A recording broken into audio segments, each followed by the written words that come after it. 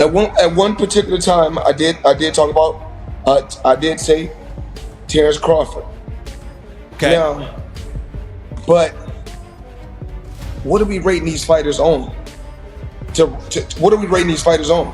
Floyd Mayweather's eyeball test. That works. You're for me. eyeballing these guys. You watch Terence Crawford.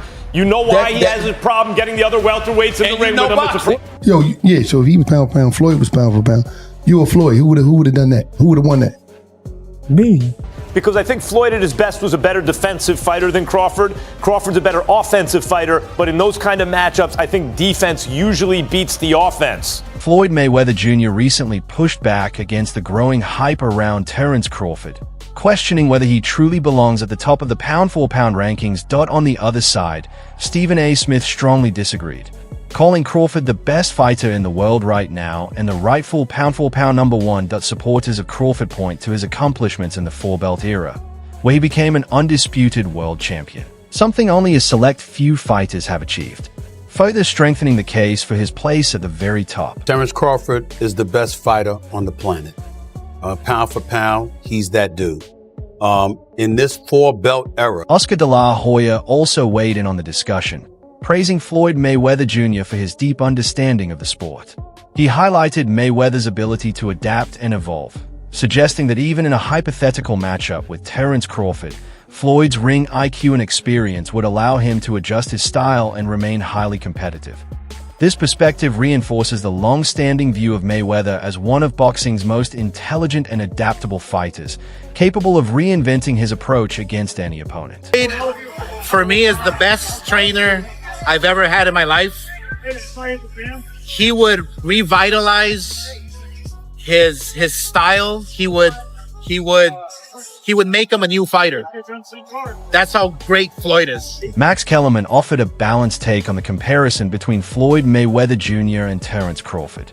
He pointed out that at his peak, Mayweather stood out as the more refined defensive fighter, while Crawford brings a more dynamic and aggressive offensive skill set. Kellerman also emphasized that in matchups like this, elite defense often has the edge over offense, suggesting that a clash between the two would ultimately come down to whether precision defense can neutralize attacking versatility. Because I think Floyd at his best was a better defensive fighter than Crawford. Crawford's a better offensive fighter, but in those kind of matchups, I think defense usually beats the offense. Robert Garcia also shared his perspective, acknowledging Terence Crawford for making history as an undisputed champion in the modern era. However, when it comes to a hypothetical prime-for-prime matchup, Garcia leaned toward Floyd Mayweather Jr. or Manny Pacquiao as his preferred picks. Even so, he made it clear that Crawford still belongs in the conversation among boxing's all-time greats, highlighting the level of respect he has earned through his achievements. Mayweather never became undisputed. He's a 5-division champion, but never became undisputed. Never really followed that unification, stuff like that. So I think when it comes to accomplishments, I think he's already done more. In a fight, I probably still pick Mayweather. Both in the prime, I would probably pick Mayweather to win. Just like I would probably pick Pacquiao to win, both in the prime. Ooh, to beat Crawford. Yeah, I think so. Prime for prime? Nice. Yeah. But is Crawford one of the greatest of all time? 100%. There definitely he is. Danny Garcia also weighed in, pointing out the age gap between Floyd Mayweather Jr. and Terence Crawford. He suggested that a fully competitive fight might not make much sense given that difference. However, he added that an exhibition matchup between the two could still be highly entertaining and even make for a compelling spectacle, bringing together two elite names from different eras. Interview 6. Errol Spence Jr. also shared his view, highlighting Floyd Mayweather Jr.'s intelligence inside the ring and his ability to control fights with precision. According to Spence, those qualities are what set Mayweather apart and solidify his place among the greatest fighters in boxing history. Hard. I mean, they're not that separated in age, right? I think Terence is 38. I think Floyd, I am not sure he's either 10 years older or 12 years older. I don't know if he's 48 or 50. Yeah, I don't think we're going to get the best Floyd, so I don't think it makes sense. The exhibition would be crazy.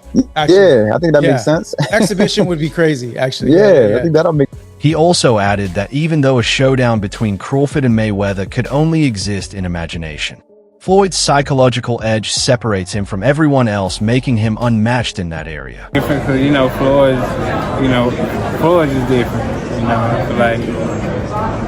I feel like he's the best fighter. I don't know about all time. He might be the best fighter all time. If not, he's close 2-3, and not by far. So it's just it's a little bit different things that Floyd does. And Floyd was a lot older when I sparred him, and it's just certain things that he does that that's real tricky. Like the guy we get in the clinch, he was like squeezing my nose, and I couldn't breathe and stuff like that. So it's just certain things that he do in there. It's just veteran stuff, just veteran all-time type stuff he was doing when I was part of it. Bernie Davis shared his take on a hypothetical prime matchup between Floyd Mayweather Jr. and Terence Crawford that he suggested that Mayweather's precision and discipline would likely give him the edge, using sharp jabs, well-timed combinations, and consistent body work to gradually wear Crawford down. Combined with his elite defensive skills, Bernie believes Floyd would take control of the fight as it progressed, especially in the later rounds. Floyd would beat Crawford, would you think? I know that's just a fantasy matchup. Man, I don't know. I'm reaching, I don't get into all that. Yeah. I don't know who went out, Sugar Ray Robinson and Floyd. I don't know. But for Floyd was the best work, just like mental games and everything. Yeah, mentally, he by far, I feel like he's the best.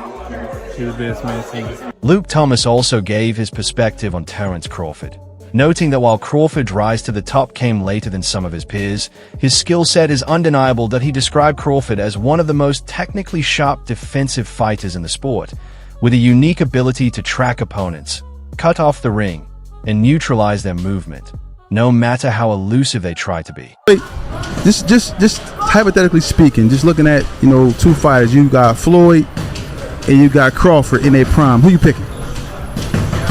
Can we all give an opinion on that? Yeah, you want to? Yeah, I got an opinion on that too. Coach, what you think? I'm listening to you, Rep. Floyd versus a prime Mayweather. We can go Pretty Boy. We can go Money May versus Terence Crawford in his prime. Who we got? I think Money May would have shut Crawford down. He would have bored him to sleep like he do these fighters. Yeah. He would have jabbed him, hooked him, stick him in the body. You know what I'm saying? And then when the fighters swing back, Floyd nowhere to be found. So mentally, they're draining. Yeah. And about the 6th or 7th round, that's when you start picking up, putting the combination together. Ryan Clark also shared his view, describing Floyd Mayweather Jr. as the defining fighter of his era. That he emphasized how Mayweather consistently outclassed his opponents with elite technique and mental toughness, turning high-level matchups into one-sided performances and establishing himself as a true symbol of dominance throughout the 2000s. With Bud's career, right, it bloomed kind of late. I find Bud to be as defensively sound as I've ever seen a fighter. He can find you. There's nowhere to hide with him. Like Floyd, he has such control over the turns in there. It's just insane. He went on to add that Terence Crawford has now carved out his own legacy, delivering dominant performances against elite names like Errol Spence Jr. and even being mentioned alongside fighters such as Canelo Alvarez. According to him, those performances highlight not only Crawford's skill level but also his willingness to take on the biggest challenges, proving both his courage and his place among boxing's elite. Here's why I say that. Bud is extremely skilled, right? Yet not as skilled as Floyd Mayweather. Floyd Mayweather made people look foolish, right? And so if I had to say who's the greatest I've seen, and Bud said it right, the best of an era and the best of an era, it's Floyd. But when I watched Bud against Canelo, there was this extreme skill on display, and there was a level of crazy that's different. There was a level of, and Floyd's extremely tough. Go back to Shane Mosley and the 2 punches he landed early in the fight and the way that he embarrassed him. I'm not saying that Floyd's not tough. Floyd's not a bad man. But there was domination inside that ring we saw this weekend. Max Kellerman also pointed out the contrast between the two fighters' careers, noting that while Floyd Mayweather Jr. holds the deeper resume, Terence Crawford has consistently shown a willingness to face any challenge presented to him. He suggested that this mindset highlights Crawford's fearlessness, even as Mayweather's carefully built legacy remains one of the most accomplished in boxing history. There's no fear in him in the way that he's attacked gaining notoriety. Bud's been the baddest man for 12 years, but no one gave him credit because he didn't go tell you he was the baddest man. He didn't market that. He just went out and fought and beat people and knocked people out.